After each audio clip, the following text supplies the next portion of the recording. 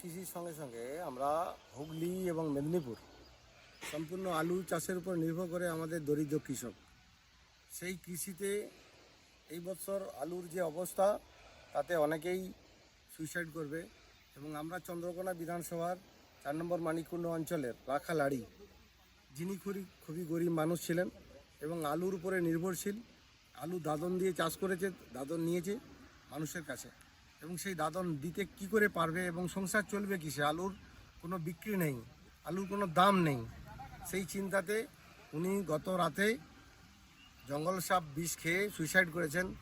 এবার ওর পরিবারের অবস্থা কী হবে তাই আমরা সবাই চিন্তিত।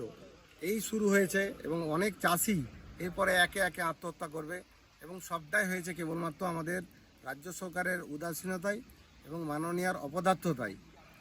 উনি বিগত দিনে স্টোরের থেকে আলু যখন বাইরের রাজ্যে যায় সেখানে অবরোধ সৃষ্টি করেছিলেন, এবং আজ পর্যন্ত ওনার এটা নিয়ে কোনো নির্দিষ্ট কোনো নীতি নেই।